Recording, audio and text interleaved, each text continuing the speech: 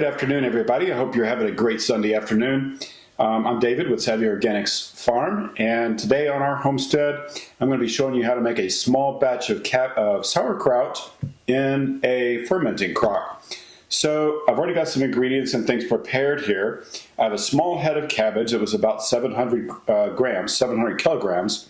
So I'm going to chop this up really fine, trying to keep my slices pretty similar, about the thickness of a quarter. I'm also going to add a little bit of diced carrot to this recipe. So generally what I'm going to do, as I said, is I'm going to slice these pieces of cabbage into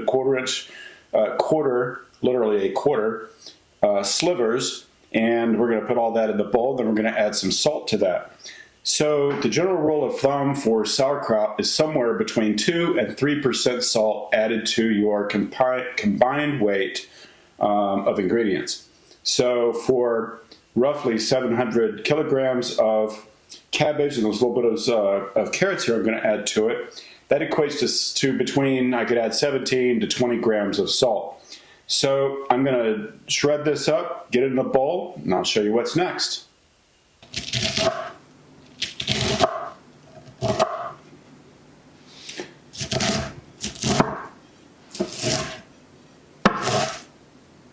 Alright, so I have all of the cabbage shredded up pretty nice and evenly. I've got the carrots mixed in with this. So the weight stayed about the same. So I've got roughly 700 to 725 kilograms in here. And so I'm just going to kind of mix my carrots in. So my carrots, those little shreds of carrot are in here. They'll just give it some color and some good flavor. So it's important on your homestead that we keep good nutrition, and sauerkraut is certainly one of those ways to do that. And with the sauerkraut, it is just tremendous for your gut health. It's good for boosting the immune system, promoting heart health. It has lots of fiber, vitamins, and minerals in this. Once it's fermented. This is a form of lacto-fermentation.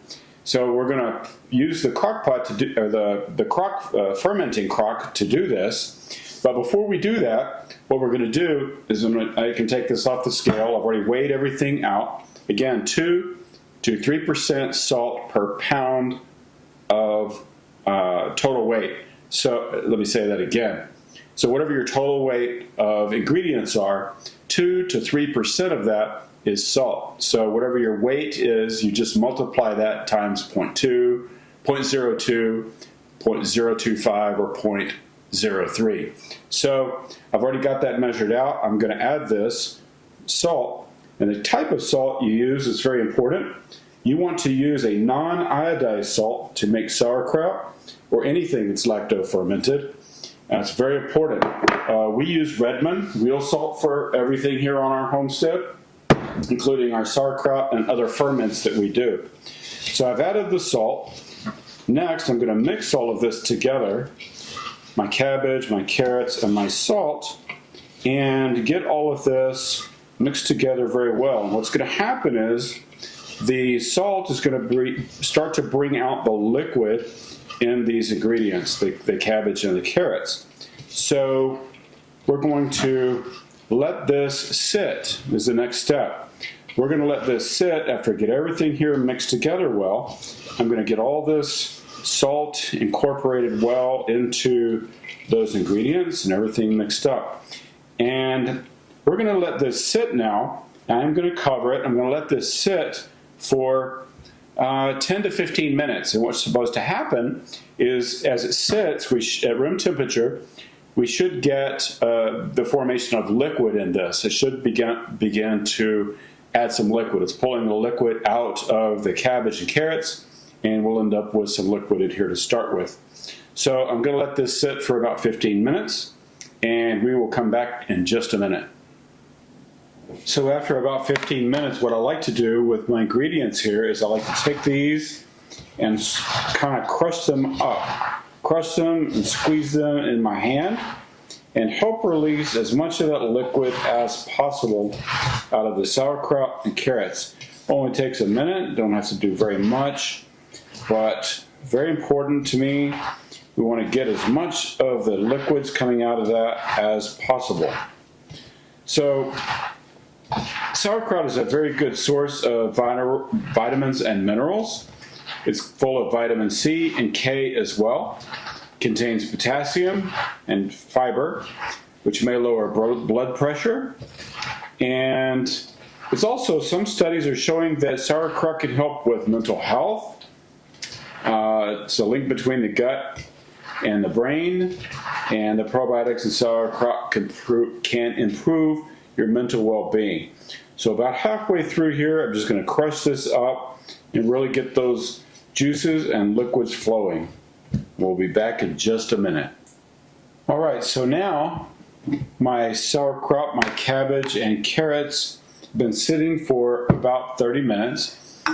So I'm going to take my crock and I'm going to put all of the material in there. So I'm just going to transfer it from my bowl where it's been sitting in the salt brine and create, there is a lot of liquid in here.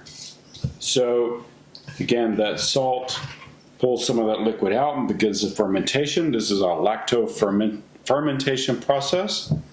We're going to take all of this and all of this cabbage and carrots and put this into our crock.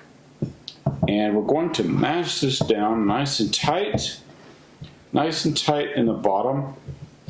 We're going to press it, just using my hand here to press all of the cabbage and carrot down to the bottom. And I'm going to take all of this liquid. There's a lot of liquid in here. I'm going to take that liquid, I'm going to pour that in also. I don't want to lose any of that. So the beneficial minerals out of this will also go in there, including the minerals from the Redmond salt. So using a salt that is non-iodized and from a natural source, we're putting all of that material in here. So inside my crock now, I have a small amount, because this is a small batch, and again, just mixing the 2 to 3% of salt into your material. That's ideal, 2 to 3%. And so we're going to mash all of that down inside of this crock. Now, what I've also done is I've mixed a quart with a tablespoon of salt, and we're going to use that in just a minute to fill this rim around the outside of this. And that creates an airlock or an air seal. So as this begins to break down or ferment, and the fermentation process begins, we're going to have good material. So in this crock, there are these weights. I'm going to add the weights to the top of it. This fermentation crock came from Homestead Heritage, and we have really enjoyed this fermentation crock. It does a great job. So I'm squeezing those weights down on top of it until the liquid comes all the way out. So I've got liquid from the cabbage and carrots covering my sauerkraut mixture.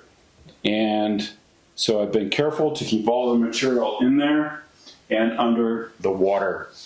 I've also marked my fermentation crock lid with the dates. Today is 6/22, and I've also marked it with 7/20, which is 4 weeks. So in 4 weeks, the idea is that 4 to 5 weeks is really the fermentation process.